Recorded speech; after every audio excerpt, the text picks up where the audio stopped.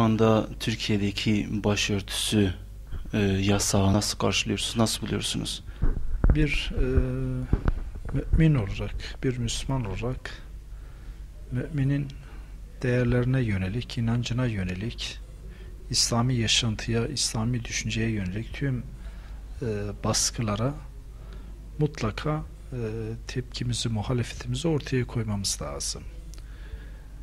Bu yasakçı zihniyetin miadını doldurduğunu düşünüyoruz.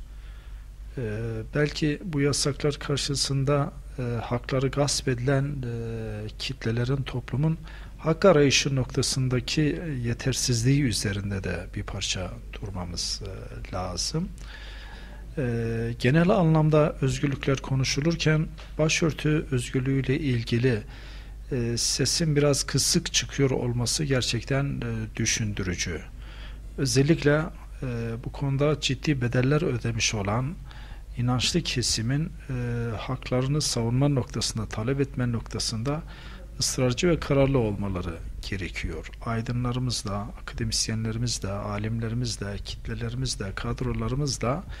Çünkü şunu da biliyoruz ki özgürlükler böyle ödünç özgürlüklerle bu işler olmuyor. Bağışlanmış özgürlüklerle de olmuyor. Zaten bu insanlar bedel ödediler. Bedel ödedikleri bu hakların iadesi için, gerçekleşmesi için bu konuda kararlı, ısrarlı olmak gerekiyor. Bu süreçte bir takım şeylerde bakıyorsunuz ki ön açılırken hala bu konuda derin bir sessizlik, hala kamusal alanda özellikle başörtü yasağının sürüyor olması, bu ülkenin asli unsuru olan insanların talepleri, iradelerinin yeterince hesaba katılmıyor olması acı bir durum. Ve bu ayıp ve acı durum hala sürmesinin iki yönüyle bakmak lazım. Yasağı sürdürenler açısından özellikle olaya bakmak, bir de yasağa muhatap olanlar açısından derin bir sessizliğin, sükutun olmasını şiddetle eleştirmek ve uyarmak gerekir. Hocam malumunuzdur, STK'lar şu anda çalışmalar yapıyorlar. Eğitim Bir Sen, Memur Sen'in başlatmış olduğu 10 milyon imza kampanyası, ondan sonra mustazafların başlatmış olduğu mitingler, yapmış olduğu çalışmalar vesaire ve diğer STK'ların yapmış olduğu çalışmalar, halkın tepkisi sizce yeterli midir? Yeterli olduğunu düşünmüyorum. Birazdan ifade ettim. En zor dönemde bedel ödeyenler o el ele eyleminde çok riskler alarak ki işte okul hayatlarından olanlar, yıllarca bundan dolayı yargılananlar, ta ülke dışlarına gitmek zorunda kalanlar, bugün tam hak talebine yaklaştıkları bir zamandaki bu derin sessizlik ya da işi oluruna bırakmak anlaşılır bir durum değil yani. Bu ruhun, bu bilincin yeniden şey olması lazım. Yoksa diyorum, başörtü algısında mı bir değişiklik var? İnsanlarımızın önceliklerinde mi bir değişiklik var?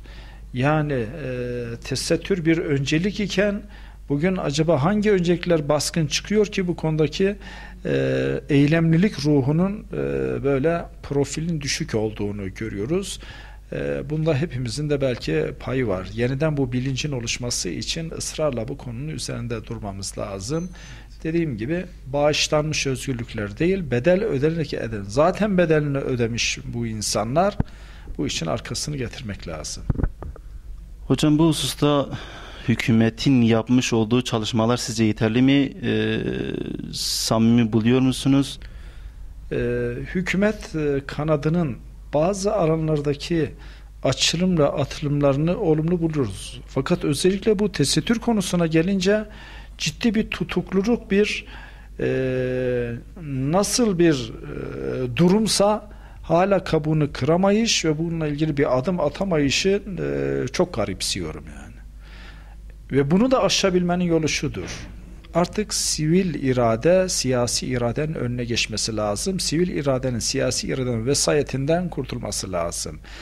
Siviller sorumluluklarını siyasilere ihale etmekten vazgeçmeleri lazım. Yani siyaseti de belirleyecek olan sivil iradedir, sivil inisiyatiftir. Dünyada da zaten bu böyle. Bu bakımdan cemaatlerin, işte sivil toplum örgütlerinin, gönüllü kültür teşekkürlerinin, vakıfların, tüm mağdur ve mazlum yapıların bu noktada bir siyasi nüfuz kullanmaları, siyaset üstü bir siyasetle, tabir caizse siyaseti yönlendirmeleri gerekir.